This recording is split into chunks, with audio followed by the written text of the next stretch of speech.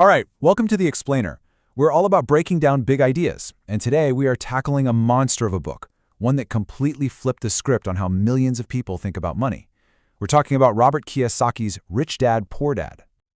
The book kicks off with this really powerful, you could even say controversial idea. It goes something like this. Schools spend years teaching us how to work for money, right? But they teach us absolutely nothing about how to make money work for us. And honestly, if you can just grasp that one single shift in thinking, well, that's the key to the entire book. So the whole story is told from the author's point of view, and he basically had these two dads with totally opposite ideas about money.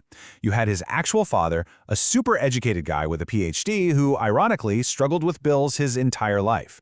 He's the poor dad. And then you have his best friend's father, an entrepreneur who ended up becoming one of the richest men in Hawaii. That's the rich dad. And check this out.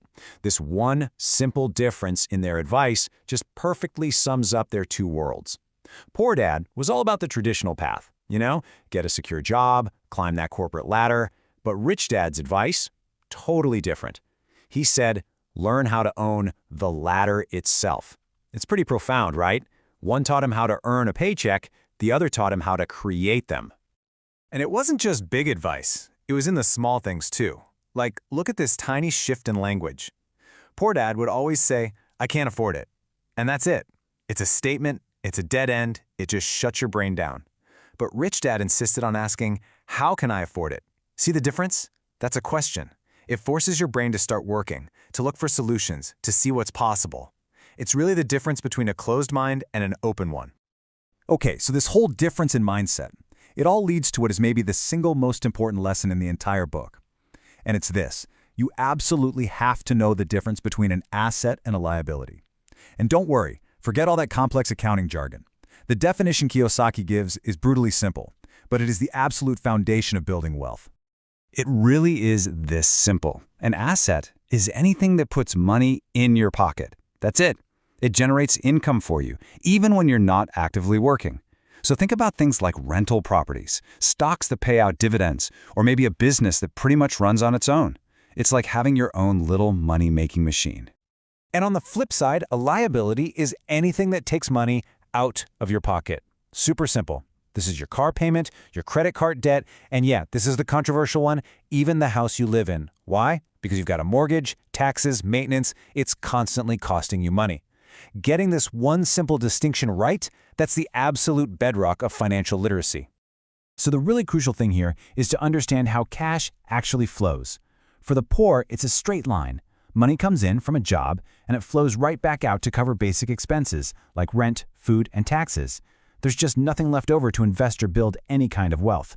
It's that classic paycheck-to-paycheck cycle, and it's almost impossible to break. Now, the middle class, their pattern is a little different, but Kiyosaki argues it's actually way more dangerous. They take their income, and what do? They buy liabilities that they think are assets. A bigger house, a fancier car, but all this does is create more monthly expenses, and that traps them in what the book famously calls the rat race. You're just working harder and harder and harder, basically to keep from drowning in the lifestyle you've created. But the rich, they're playing a totally different game. They focus on one thing and one thing only: buying assets first. Then those assets generate income, and that income pays for everything else: their expenses, their luxuries, you name it. Their money is literally working for them 24/7. They're not in the rat race because their assets are doing all the heavy lifting for them. All right, this brings us to the next big lesson in the book. And for a lot of people, this is a real aha moment. It's all about understanding the massive difference between your profession and your business. So to illustrate this, Kiyosaki tells a story about Ray Kroc, the founder of McDonald's. He was speaking to a group of MBA students, and he asked them a simple question: what business am I in? Now, what do you think they all said? It's probably the same thing you're thinking right now. Of course, they all said hamburgers. But Kroc just smiled and told them his real business wasn't selling burgers at all. His business was acquiring the valuable real estate underneath every single franchise. In fact, McDonald's is one of the biggest real estate owners in the entire world. The hamburgers, they're just the thing that pays the mortgage on all that land. And the takeaway from this is so important. You have to mind your own business. Look, your job, your profession, that's what pays the bills. That's fine. But your business, that's your asset column. That's the thing you build in your spare time. That is where you build genuine, lasting wealth, not just by getting another promotion at someone else's company. Okay, so if the rules are really this simple, buy assets, not liabilities, then why isn't everybody rich? It's a fair question, right? Well, the book argues it's not because people don't have the information, it's because we all have these powerful mental and emotional roadblocks that get in the way. And it really boils down to 5 main things. First up is just plain old fear, the terror of losing money. Then you've got cynicism, that little voice that tells you every opportunity is a scam. Third is laziness, which we often cleverly disguise as being too busy. Fourth, we have bad habits, and let's be honest, we all have those. And finally, there's arrogance, thinking you know it all and not being willing to learn. See, Rich Dad's whole philosophy was that you have to see failure as part of success. He used to say that every rich person he ever met had lost money at some point. But every poor person he knew, they'd never lost a dime, when it came to investing anyway. And that's the point. Most people never win with money because the fear and pain of losing it is so much greater than the excitement of actually being rich. But winners, they see losses differently. They see them as learning opportunities. So, what's the most powerful tool you have to actually overcome all these obstacles and start building wealth? Well, I can tell you, it's not a pile of cash, it's not a fancy high-paying job. It's something that every single one of us already has. It's your mind. Your mind is, by far, your single greatest asset. Think about it. An untrained mind, it can create unbelievable poverty just by focusing on fear and what you can't do.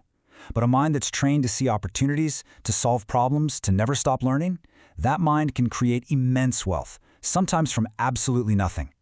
Real financial education isn't about memorizing formulas. It's about training your mind to work for you, not against you. So, we'll leave you with the big choice that the book really puts in front of you. You can do what most people do. Follow the crowd, work hard for your money, buy liabilities you think are assets, and just stay in the race. Or you can make a different choice. You can choose to invest in your number one asset, your mind. You can learn how to acquire real assets, and finally get your money to start working for you. In the end, as the book makes clear, that choice is yours and yours alone.